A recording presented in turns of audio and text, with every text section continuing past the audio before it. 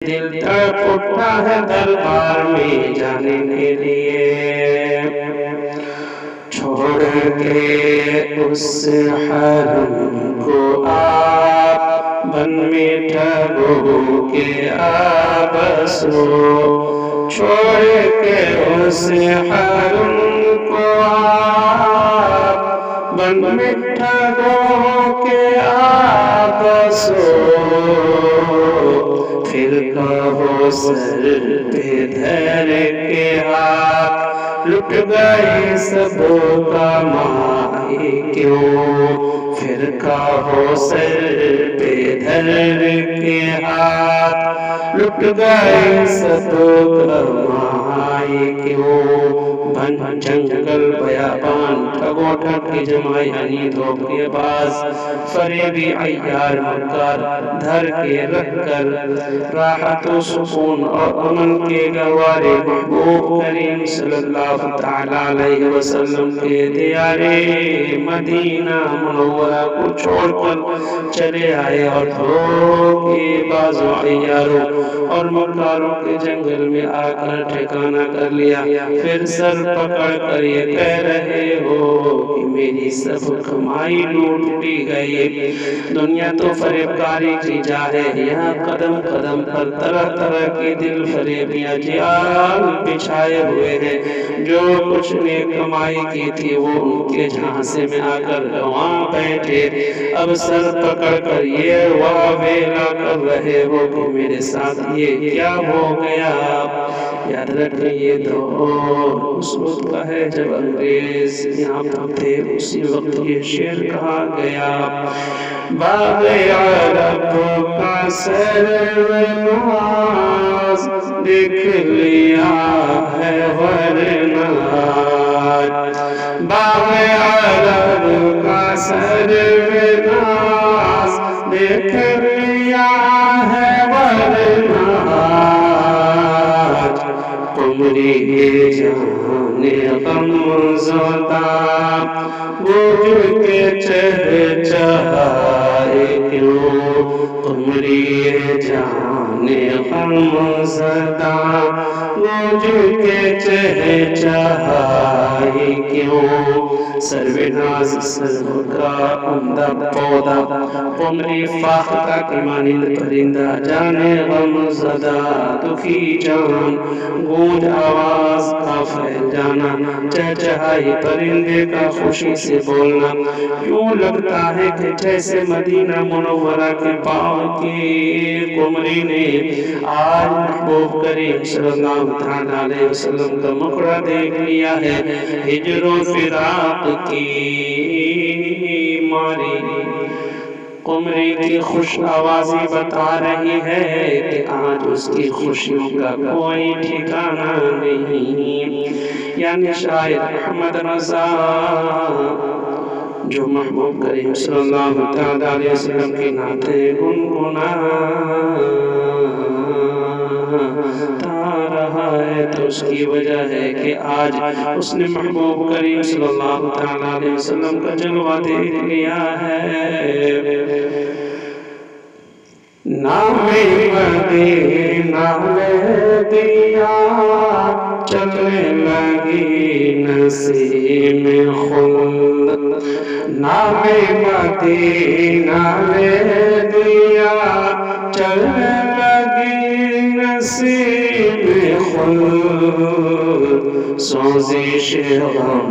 کو ہم نے بھی کیسی ہوا بتائی کیوں، سوزش غم کو ہم نے بھی کیسی ہوا بتائی کیوں، نسیم خلد جنت کی ہوا، سوزش غم غم کی جلن غم کی تکلیف، محبوب کریم کے شہر مدینہ کا ہم نے جیسے ہی نام لیا،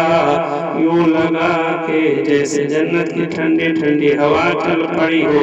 ہجر و فراق کے غم سے ہونے والی جلن کو اس ٹھنڈی ٹھنڈی ہوا سے اور ہوا ملی، اس کا تو مقصود یہ تھا کہ فراق کی اس جلن کو کچھ کم کرے، لیکن لیکن اس کے سامنے ٹھہرنا جنت کی اس ٹھنڈی ٹھنڈی ہوا کی بس کی بات نہیں۔ کس کی نگاہ کی حیا پھرتی ہے میری آنکھ میں، کس کی نگاہ کی حیا پھرتی ہے میری آنکھ میں، نرگس مست نازنیں مجھ سے نظر چرائے کیوں، نرگس مست نازنیں مجھ سے نظر چرائے کیوں۔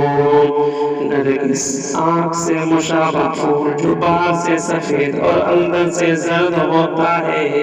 مست ناز مستی سے ناز کرنے والا،